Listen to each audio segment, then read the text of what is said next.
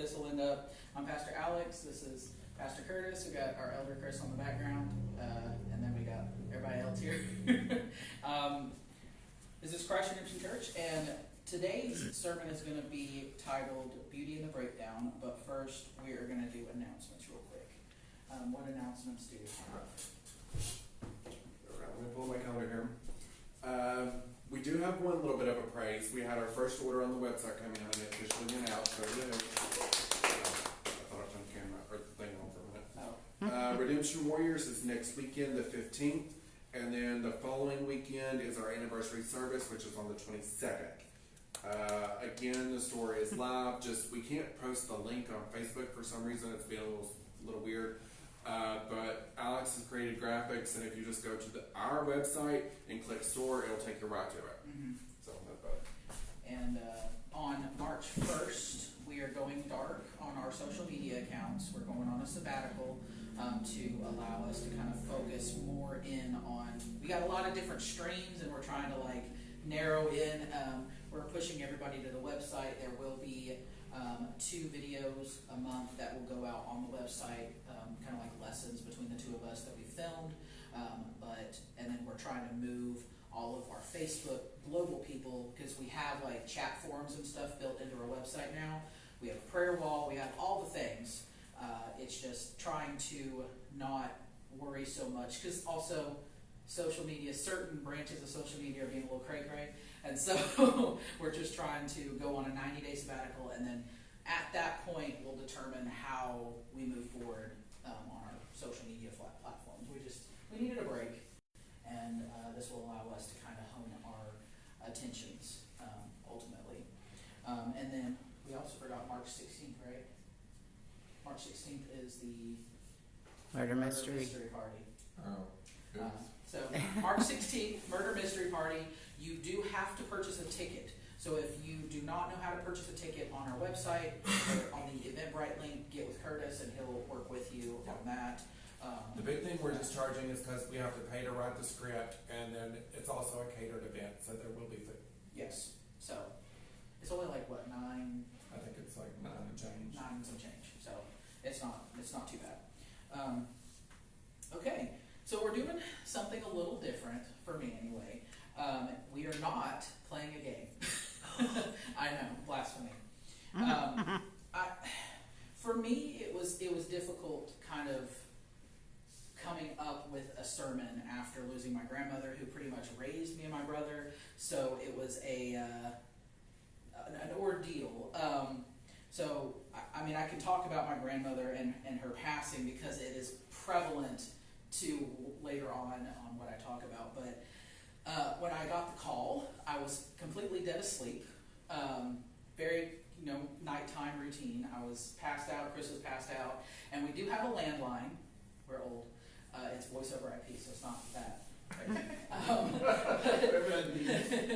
It looks like a landline, and that's the only phone that we ever have. And anytime it rings, either it's a doctor or an emergency. That's the only time it'll ring. Or telemarketers for trying to sell you stuff. And I get the call. It's my aunt, and she has never called me. She's one of those, I'll text you, that's all you get. Mm-hmm. And so I answer it, and she's like, Alex, and I'm like, yeah. And she goes, oh, honey, so I know something's wrong. I think something's wrong with my brother, but then, my brother gets on the line because I guess he's there, and they had been trying to reach us for hours because, they're trying to reach our phones, and they forget that, hey, after 10 o'clock, I'm probably in bed in the morning. And immediately, you're trying to think, okay, instead of dealing with emotions, it's more of, okay, what do I need to do? I need to get to the nursing home. I need to do X, Y, Z. I'm in shock. I'm jumping in the shower. It was a complete blur of just, and then Chris is on the phone with Curtis, and Curtis is like, do I need to come home? And it was just pure chaos. And so I didn't process anything when it happened. So I get into the room, and my entire family is surrounding Grandma, and it was like I didn't have a chance for the process of the emotions. And I'm not one to process emotions as is. My mother nicknamed me the Spock as a child because I just didn't process emotions very, very well. It was more of I just internalized everything. But the leading feeling that I had during all that time was guilt. And come to find out that's one of the stages of grief, is feeling that kind of way. And I just felt guilty for not visiting her enough, or guilty for this, guilty for that, for maybe not saying something. You go through what ifs when you have a loss. And the thing that stuck out to me as I'm writing this sermon, that I'm not the only one that has experienced loss. I'm not the only one in our church that has experienced some kind of grief, whether that's a parent, a sibling, loss of livelihood. Loss in some form is still loss. And, as I was preparing, I thought, how can I deliver a message or a sermon with upbeat, charismatic, edifying message when I genuinely did not feel that way? I felt a lot of other emotions, but it didn't feel like I could deliver on the expectation, if that makes sense. Often with churches, there is a little bit of a disconnect. Churches usually have a lot of happy-go-lucky lyrics, a lot of joy, a lot of praise, a lot of worship. And so when you have people that have experienced such trial, when they go to church after that experience, it's like how they can't connect. Like there is a disconnect. Like this song or this message is great for people that are in a good way of life right now, but it's not speaking to the heart that I'm feeling. I'm feeling broken. I'm feeling weak. I'm feeling all of these things, but what about the ones that speak to pain? What about the ones that allow people to just stand still in that downpour? What about the ones that don't try to immediately fix things and wash it away? I am a fixer, I know that.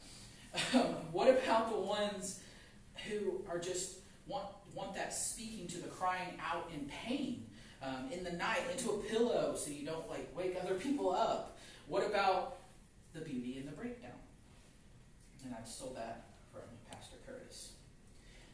So as I'm going through all of these what ifs and what can I find to really speak to everything that I'm going through, but also teach and preach the gospel message and find something in the Bible to equate to it, I came to the realization that the Bible is actually an amazing source, and it does speak to different feelings.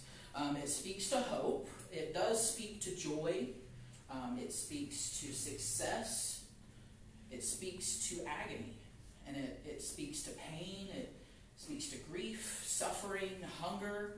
And all of these things, I came to realize feeling these things, especially when it comes to grief, it showed that you cared, ultimately.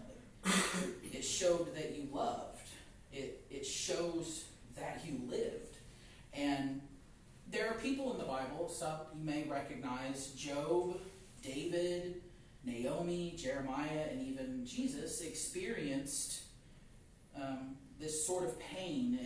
This kind of pain they experienced has transferred from thousands of years from their time to now. So it left like an imprint for later times. And when I thought, I think Elder Chris actually kind of brought it up, one of the widest known and shortest verses in the Bible came after Jesus found out a friend passed away. 2 words. Do you know what it is? Jesus wept. I know we talked about feeling emotions in a sermon a while back, but Jesus is the epitome of what our church is built on. He showed emotions were a gift in a way, and that we should process them, and it's okay to experience those things. But I'm not trying to create this hopeful message. I'm trying to stand in that emotion. And Job is the one that I actually landed on when I was building this sermon. So Job had profound grief. There in the Bible, he has an entire entire book of his life, and there was some deep imagery that Job had. He lost everything in the story. He lost his wealth, his finances. He lost his children. I believe there were 10 of them. He lost all of them to death. He lost his health. There was a point that he was covered in sores, that he was literally scratching himself with pottery pieces. His wife left. Yeah, his wife. He lost the support of his wife. His health, I already mentioned that. His reputation, his social standing was completely destroyed. He even didn't even have comfort from his own friends that were supposed to be part of his inner circle.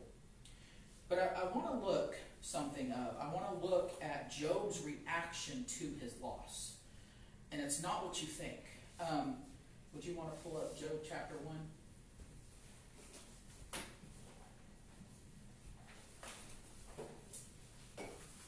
We're going to be in Job chapter 1, verse 20. We're going to stay in Job for a couple minutes. It looks like Job. J-O-B. What? Job chapter 1, verse 20.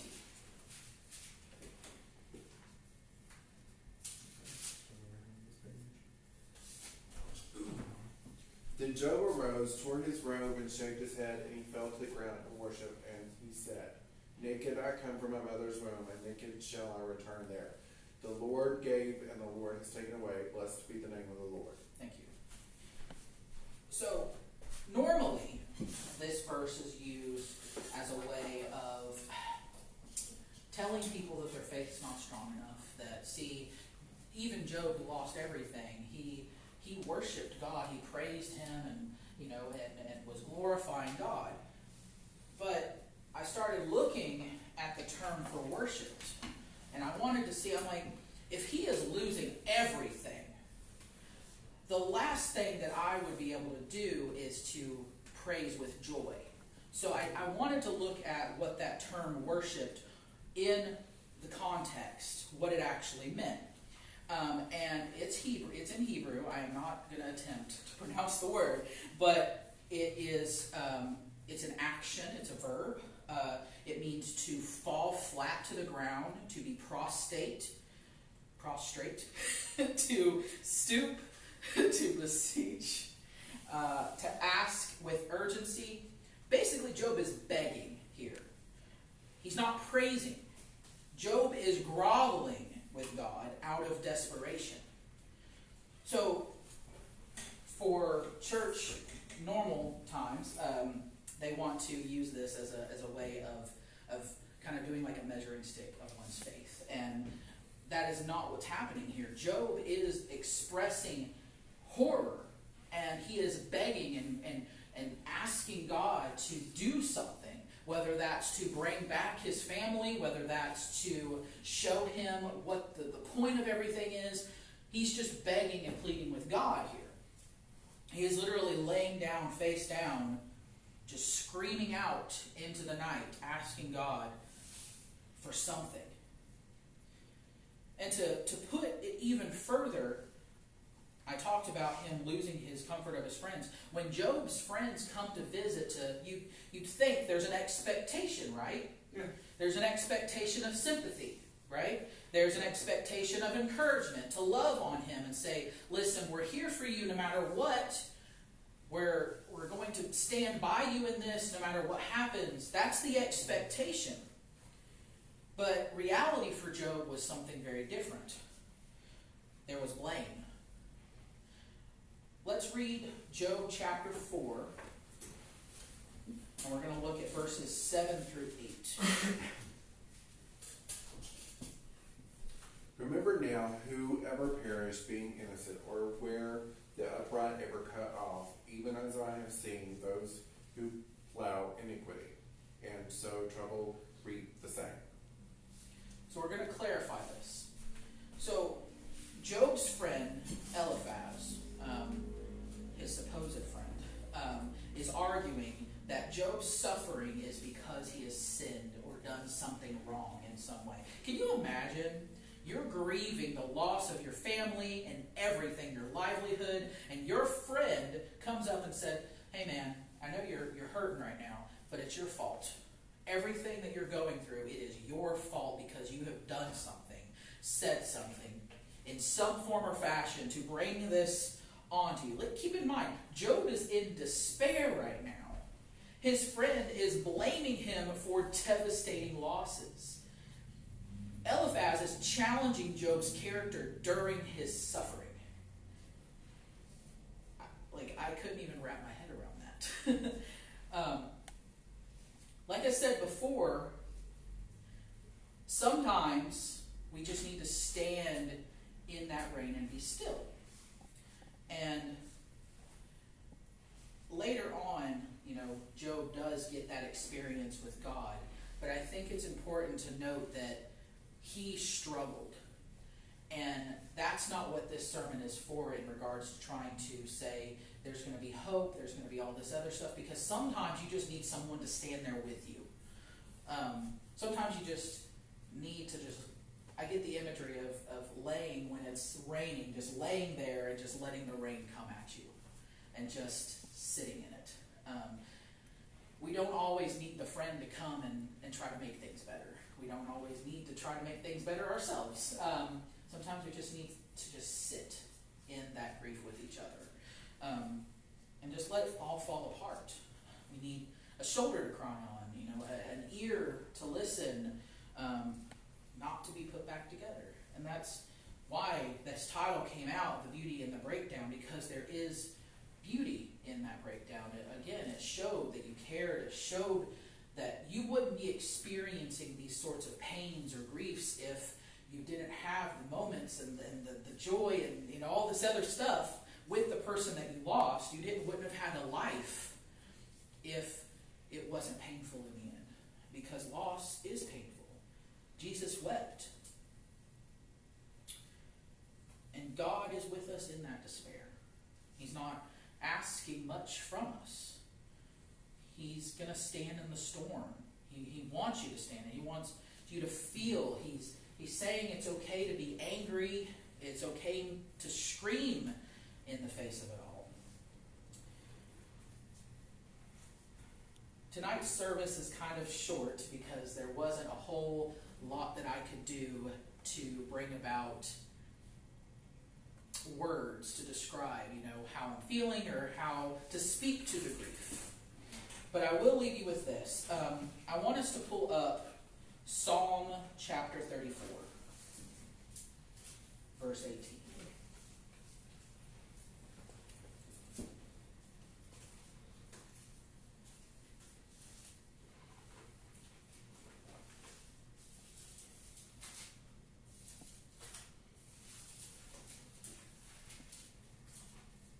You said 18? Yeah, 34:18.